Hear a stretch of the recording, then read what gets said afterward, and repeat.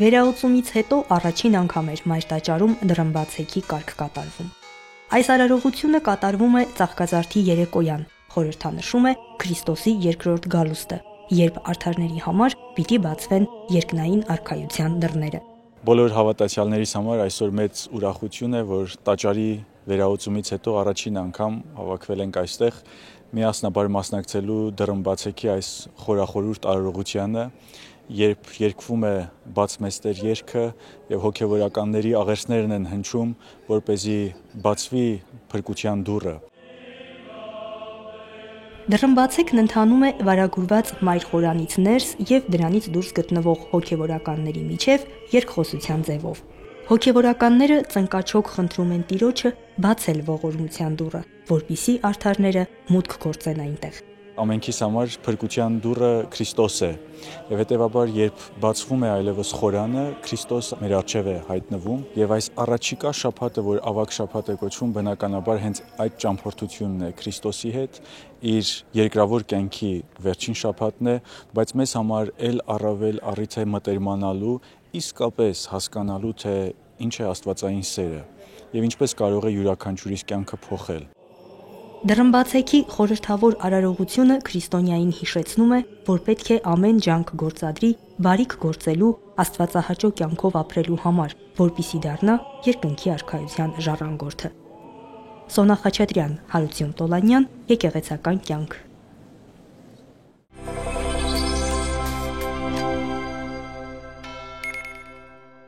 Մոսկվայի Սուրբ Պայծառակերպություն եկեղեցում Ծաղկազարդի տոնական օրը սկսվեց անդաստանի արարողությամբ։ Թեմակալ առաջնորդ Եզրաստ Սրբազանի հանդիսապետությամբ օրհնվեցին բոստերը եւ բաժանվեցին ժողովրդին։ Ծաղկազարդի տոնական պատարագի երգեցողության դպրած դասի բաժինը կատարեցին Մոսկվայի հայկական եկեղեցու Հովանու ներքո գործող Սուրբ Ներսես շնորհալու անվան հայորդյաց տանսաները։ Եկեղեցին լի էր մանուկներով։ Պատարագից հետո մանուկների օրհնության կարգ կատարվեց։ Ռուսաստանի եւ Նոր Նախիջևանի հայոց թեմի բոլոր եկեղեցիներում Ծաղկազարդին մատուցվեց Սուրբ Պատարագ։ Տյումենում, Կալինինգրադում, Եկատերինբուրգում, Նովոսիբիրսկում, Դոնի Ռոստովում, Ղրիմում, անգամ հեռավոր Իժևսկում ապրող հայերն այդ օրը անցկացրին եկեղեցում քահանայի շուրջ համախմբված։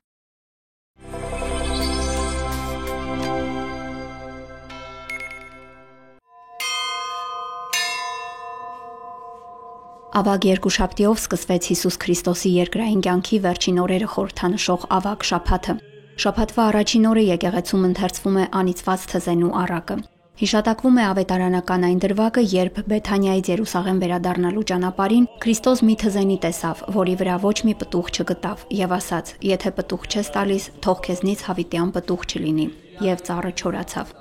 Մարդիկ հաճախ կարևորում են հարաբերությունների արտաքին կողմը, տուրք տալով ցուցամոլությանը, տրվելով անպտուղ կյանքին, ինչպես օրվա խորհրդանիշ թզենին, որ զարդարված էր տերևներով, բայց անպտուղ էր։ Իսկ պտուղները բարի ու արգասավոր գործերն են, որ Աստված ակնկալում է մեզանից։ Անպտուղ թզենին խորհրդանշում է հավատք, առաքինություններ ու բարություն չունեցող մարդկանց։ Ավագ երկուշաբթիից սկսած մարդիկ մուտք են գործում ավագ շաբաթվա յուրահատուկ շրջան եւ պատրաստվում են նշելու քրիստոնեական ամենակարևոր տոնակատարությունը՝ Քրիստոսի հարությունը։ Հավատացյալներն ավագ շաբաթն անցկացնում են խիստ ժուշկալությամբ, ջերմեռանդ աղոթքով, առաքինի ու ողորմած գործերով։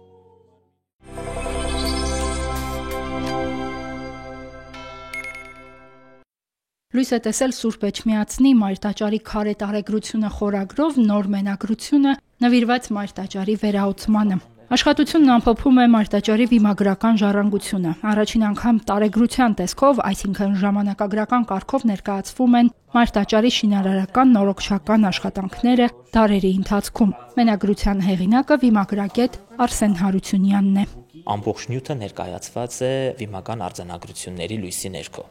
Այսինքն մեզ համար սկզբնաղբյուր են ծառայել հենց վիմական արձանագրությունները, որոնք զուգահեռներ ունեն եւ մատենագրական աղբյուրների հետ, եւ արխիվային վավերագրերի։ Որքան էլ զարմանալի է Մայր տաճարի պահպանված վիմագրական քարեղեն գրավոր ժառանգությունը սկիզբ է առնում բավական ուշ 16-րդ դարից։ Ուսումնասիրողը կարծում է, որ դրա պատճառը շուրջ 1000 տարվա ընթացքում Մայր Աթոռի աստանդական լինելն է եղել։ Սրանով պայմանավորված է նաև Ստեփանոս Օրբելյանի 13-րդ դարում գրված հայտնի ողբը, ողբի Սուրբ Կաթողիկեն, երբ ողբում էր տաճարի անշուք ու անմխիթար վիճակը, եւ արձանագրեմ նաև որ Փառք ու պատիվ փաստորեն մեր պատմագիրներին, մեր եկեղեցականներին, արևելյան վարդապետներին, որոնց ջանքերով փաստորեն ճիշտ տեղում կրկին հայտնվեց հայրապետական աթոռը, որը մանրամասն ներկայացված է Թովմա Մեծոփեցու պատմագրության էջերում։ Սրանով է հենց պայմանավորված, որ տաճարի արձանագրությունները 16 եւ հետագա դարերով են թվագրվում։ Եվ արդեն իսկ 17-րդ դարում Ովսես Տաթևացու եւ հետագա գահակալների օրոք, Փիլիպոս Աղբակեցու օրոք, Հակոբ Ջուղայեցու, Նահապետ Եդեսացու, Եղիազար Այնթապցու այս կաթողիկոսների շինարարական գործունեությունը լայնորեն լուսաբանված է վիմական արձանագրություններում, որպիսի ավանդույթ ըստ էության արդեն իսկ մայրաթոռն ունեցել է վավերացնել վիմագրերում կատարված շինարարական եւ նորոգչական աշխատանքը։ Տաճարի վիմագրերը երկու տեսակի են։ Կանոնային պաշտոնական բնույթի 50 արձանագրություն լուսաբանում է 17-րդ դարից գահակալած հայրապետների շինարարական եւ նորոգչական աշխատանքները։ Սուրբ Էջմիածնի Մայրտաճարի հայերեն վիմագրերը մանրամասն ուսումնասիրվել են հենց վերջին մասշտաբային հիմնանորոգման ժամանակ, երբ բացվել են շինության պատերի տարբեր շերտերը։ Բնականաբար կաթողիկոսական անունից կազմված, երբ որ այնտեղ վկայված են մեկենասներ, հիշատակվում է կաթողիկոսի անունը, աշխարհիկ տիրակալների անունները, սրանք որոշակիորեն նախապես կազմված տեքստեր են, բնագրեր են, որոնք վերարտադրվել են փաստորեն եկեղեցու որմերին։ Մանրակրկիտ վիմագրական ուսումնասիրությամբ առաջին անգամ ներկայացված են Մայրտաճարի ազատ ոճի քարե արձանագրությունները։ Շուրջ 120 գրաֆիտային ոճի գրություն է փաստագրվել։ Դրանք արվել են թմբուկի ներքին բոլորակի, ծեփի շերտի վրա, հիմնականում խազագրերով կամ քերծագրերով, նաև ներկով արված գրություններ կան։ Դրանք թողել են ուշ միջնադարից սկսած մայրաթոռ այցելած ուխտավորները, այցելու նվիրատուները, որևէ նպատակով, օրինակ բուժվելու համար մայրաթոռ աղոթքի եկածները, առանց իմանալու, որ իրենց թողած գրությունները հետագայում կուսումնասիրվեն եւ կպատմեն իրենց մասին։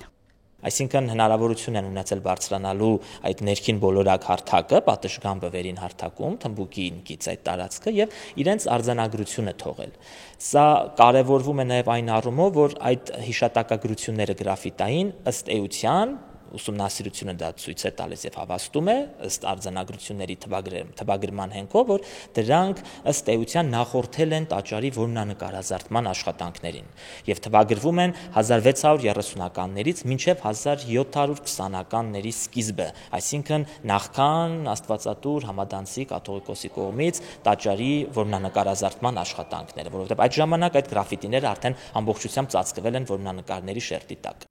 Ենթադրաբար տաճարի մակերեսի մի զգալի մասը ծածկված է եղել նման ազատ ոճի գրություններով։ Դրանք տարբերվում են ոճով, գրության ձևով, վայելչագիր չեն, թեև ոմանք արված են ակնհայտորեն դասական գրչագրությանը տիրապետող մարդկանց կողմից։ Թերևս այդ գրությունները հաճախ պատվիրել են վանքում աշխատող քարգործ վարպետներին։ Ամեն գրություն արտահայտում է տվյալ այցելուի փորձառությունը, գրագիտությունը։ Որպես կանոն նշվում է նաև ժամանակը, որ թվականին է ուխտի եկել, ինչը շատ կարևոր է, այսինքն ժամանակագրությունը բարձելու համար։ Ունենք օրինակներ նաև, որ նշվում է նաև կաթողիկոսի անունը, որ կաթողիկոսի օրոք ինքը ուխտի եկավ այդ վանքը, ու ամենահետաքրքիր կողմը գոնե ինձ համար, որ տարբեր ձևակերպումներով են բնութագրում Էջմիածնի Մայրտաճարը։ Հաճախ Սուրբ Աթոռս, Սուրբ Տունս, Սուրբ Ուխտս, Սուրբ Տաճարս կամ Սուրբ Էջմիածինս առհասարակ։ Այսինքն այդ ձևակերպումներն էլ այսպես շատ սիրուն շղթա են կազմում եւ մենք փորձել ենք գրքում աղյուսակի տեսքով, ցանկի տեսքով ներկայացնել նաև ուխտավորներին իրենց անվանացանկը եւ նրանց կողմից թողնված այդ վիմագրական նյութի առանձնահատկությունը։ Այդպիսի քերծագրերը համեմատաբար ավելի ուշ երևույթներ են եւ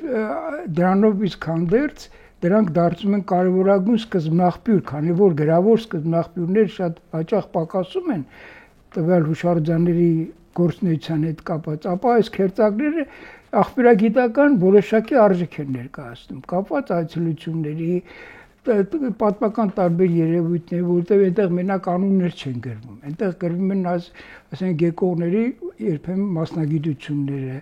երբեմն շարժառիթները, շատ համառոտ ձևով, այդ տեսակետից մեծապես կարևորում են այս արձանագրությունները եւ բարեբախտություններ, որ Արսենը կարողացել է այս օրինակով, հենց Վաղարշապատի օրինակով իմի բերել այդ երևույթի աղբյուրագիտական մեծագույն նշանակությունը։ Գիրքը պատկերազարդ է, վիմագրերի վերծանություններն ուղեկցվում են լուսանկար գրչանկարներով, ծանոթագրություններով, գիծ ունի անգլերեն ամփոփում, տարեգրության տեսքով, ինչպես նաև անվանացանկեր։ Ներկայացրել եմ նաև այդ աշխարհագրությունը հիմնականում որտեղից են ուխտի եկել, այսինքն ոչ միայն բուն ներկայիս արևելյան Հայաստանի հարակից բնակավայրերից, այլև ունենք ուխտավորներ, որ բնականաբար ներկայիս արևմտյան Հայաստանից են ուխտի եկել, Վանի շրջանից, Նախիջևանից ունենք բավականին մեծ թվով հիշատակագրություններ, Բիստ գյուղից, Շորոթից,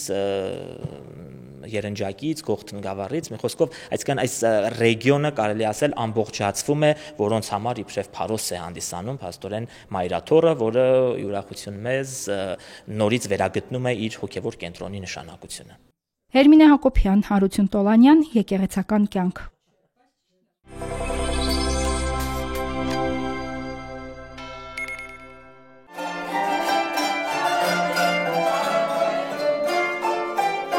Մայրաթոռ Սուրբ Էջմիածնի եւ Հայկական բարեգործական ընդհանուր միության Արաբգիրի հայորդյաց տան կանոնի դասարանը մասնակցել է Կոնստանտին Սարաջյանի անվան երաժշտական դպրոցում անցկացված Art Music արվեստի 16-րդ միջազգային մրցույթ փառատոնին։ Դասարանը 2 հաղթանակ է գրանցել, ներկայացնելով անհատ կատարողի եւ սաներից ձևավորված Նազանի համույթը։ Նազանի համույթը առաջին անգամ է մասնակցել մրցույթին, արժանացել է 2-րդ կարգի մրցանակի։ Համույթը ներկայացրել է ժողովրդական երգ Հինգալա Շուշանիկ Սաղաթելյանի մշակմամբ եւ ժողովրդական Աման Թելո կատարումը Վազգանուշ Պարմինի մշակմամբ։ Իսկ դասարանի սան Նարեն Նիկոյանը արժանացել է առաջին կարգի պատվավոր մրցանակին։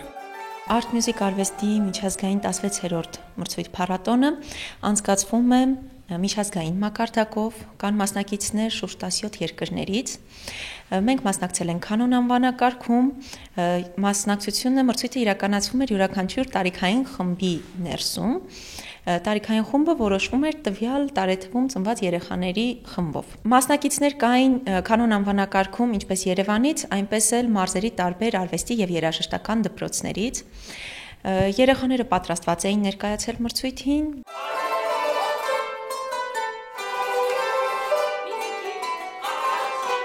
Նարեն Նիկոյանը իր տարիքային խմբում առաջին կարգի մրցանակի է արժանացել եւ այս եւ նախորդ տարի։ Անցած տարի Նարեն ներկայացրել էր Ծովինար Հովանիսյանի իմպրովիզ Սայաթնովայի Թամամաշխար պտուտ եկա երգի թեմայով ստեղծագործությունը։ Ըստ մանկավարժի դա բարդ գործ է այդ տարիքի համար։ Իսկ այս տարի նա գլխավոր մրցանակը ստացել է կատարելով Ծովինար Հովանիսյանի Սիրո մեղեդի եւ Միհրան Դեմիրճյանի կոնցերտային ֆանտազիա գործերը։ Կանոնը իմ համար ամենակարևոր գործիքներից մեկն է, որովհետև կանոնով ես կարող եմ շատ ու շատ մրցույթների մասնակցել, մենահամերգներ ունենալ, երբ բեմ բարձրացա, ես երրորդն էի, նստեցի ու հավաքվեցի, որ պետք է արդեն նվագեմ, նվագեցի, ավարտեցի, երբ արդեն եկա, որ կարգերը ասեն, ես շատ լարված էի, բայց երբ ասեցին, շատ ուրախացա։ Դասարանի մանկավարժ Անի Նազարյանի նախաձեռնությամբ հայորդյաց տան սաները կատարումներ են ներկայացնում գրադարաններում։ Կրթական ծրագրերի ժամանակ երեխաները նվագում են, իսկ մանկավարժը պատմում է հնագույն ժողովրդական նվագարանի ծագման պատմությունը։ Յուրաքանչյուր երաժիշտ, ով կրթական process-ի մեջ է կամ արդեն կայացած առավել եւս շատ կարեւոր է որ իմանա իր գործիքի պատմությունը։ Դրա համար մենք ուսումնասիրում ենք նաեւ տարբեր նվագարանների ստեղծման պատմությունը, հատկապես շեշտը դնելով կանոնի վրա, ուսումնասիրում ենք տարբեր աղբյուրներ։ Արաբգիրի հայորդյաց տան կանոնի դասարանում աշխատում են համբերատար ու մանրակրկիտ ու հասնում են արդյունքների։ Հաղթանակները այդ մասին են վկայում։ Մրցութային մասնակցությունների ժամանակ, երբ որ անհատական մասնակցություն են ունենում երեխաները,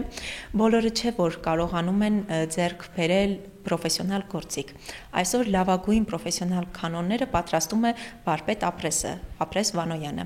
Իր գործիքները հնարավորություն են տալիս լավագույնս հնչեցնել այն ստեղծագործությունները, որոնք հասել են մեզ եւ ժամանակի ընթացքում եւ այսօր կատարվում են բազմաթիվ փոխադրություններ, մշակումներ, ինչպես նաեւ գրվում են նոր օրիգինալ ստեղծագործություններ կանոնի համար։ Մրցութային մասնակցությունների ժամանակ շատ կարևոր է երեխաների գործիքը։ Եթե մենք դասարանում ունենանք գոնե մեկ պրոֆեսիոնալ գործիք դասարանական, երեխաները շատ ավելի փայլուն ելույթներ կունենան մրցույթների շրջանակներում։ Աննա Թամրազյան, Վրամ Խանամիրյան, Եկեղեցական կյանք։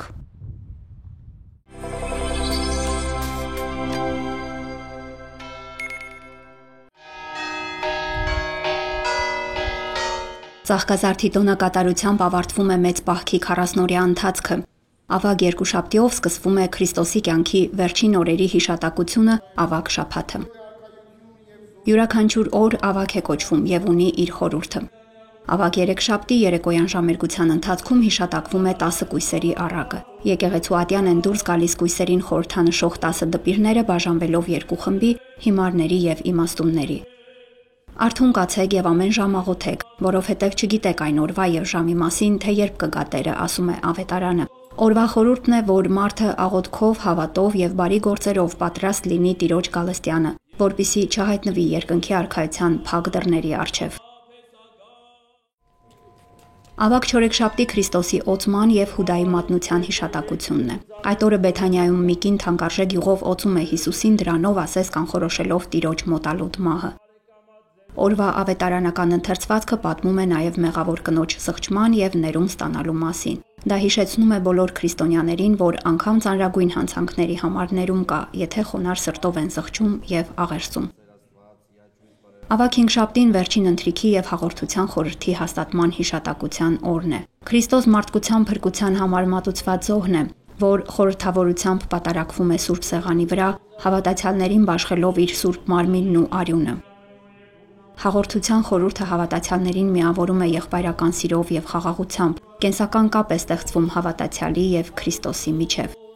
Հաղորդություն ընդունելու կարևոր նախապայման է հոգեվոր մաքրությունը։ Ավագ հինգշաբթի առավոտյան ժամերգության ավարտին կատարվում է ապաշխարողների արձակման կարգ, այնուհետև մատուցվում է բաց պատարակ, որի ընթացքում մեծ պահքի ապաշխարության շրջանն ապրած մարդիկ մոտենում են Սուրբ Հաղորդության։ Ավագ հինգշաբթի տեղի է ունենում նաև ոտնլվայի արարողությունը։ Խաչելությունից առաջ վերնատանը Քրիստոս ծնկի եկավ իր աշակերտների առջև ու լվաց նրանց ոտքերը որպես հեզության եւ խոնարհության օրինակ։ Ավետարանական այս պատմությունը եկեղեցական մեծ ծեսի հիմք է դարձել, որը կոչվում է ոտնլվայի արարողություն։ Ոտնլվայի արարողությունից հետո օրհնված յուղ է բաժանվում հավատացյալներին որպես դարմանող միջոց։ Ավագ հինգշաբթի օրը երեկոյան ժամերգությունից հետո կատարվում է նաև խավարման կարգ։ Այն խորհրդանշում է Տիրոջ ձերբակալությունը, չարչարանքները, խաչելությունն ու մահը։ Հսկման եւ խավարման ընթացքում ավետարաններից ընթերցվում են հատվածներ, որոնք ներառում են Գեթսեմանի պարտեզում Քրիստոսի աղոթքը, Հուդայի մատնությունը, Հիսուսի հանձնումը ամբոխին, քահանայապետի հարցաքննությունը, Պետրոսի ուրացումն ու զղջումը։ Ավետարանական յուրաքանչյուր ընթերցումից հետո զույգ հանգչում են 12 մոմերը, վերջում մնում է միայն Հիսուսին խորհրդանշող մոմը։ Ավագ ուրբաթը Հիսուս Քրիստոսի չարչարանքների, խաչելության, մահվան եւ թաղման հիշատակության օրն է։ Կեսօրին տեղի է ունենում խաչելության կարգ, իսկ երեկոյան թաղման կարգ։ Խաչելության կարգի ժամանակ հոգևորականները 4 ավետարաններից ընթերցում են Հիսուսի խաչելության դրվագը ներկայացնող հատվածները, որոնք բովանդակում են Տիրոջ խաչի վրա գտնվելու վերջին ժամերը։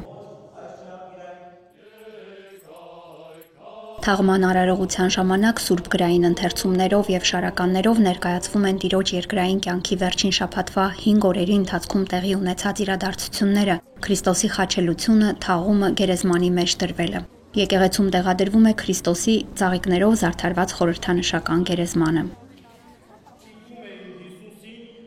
Ավագ շաբաթ օրը երեկոյան եկեղեցիներում կվարվեն ջահերն ու կանթեղները։ Եկեղեցական օրացույցով այդ օրն են հրեշտակները Քրիստոսի գերեզման այցելած յուղաբեր կանանց ավետել Տիրոջ հարությունը, այստեղ չէ, այլ հարություն առավ խոսքերով։ Քրիստոսի դատարկ գերեզմանը քրիստոնյաներին փոխանցում է հարության ավետիսը։ Ավագ շաբաթ երեկոյան կմատուցվի ճրագալույցի սուրբ պատարակ, որի ժամանակ կտրվի հարության ավետիսը։ Արարողության ավարտին հավատացյալները խորանից վերցրած լույսն իբրև օրհնություն կտանեն տուն, ջերմացնելու ընտանեկան իրենց հարկերը։ Կիրակի օրը ապրիլի 20-ի առավոտյան Սուրբ Էջմիածնի Մայր տաճարում կմատուցվի հայրապետական պատարակ։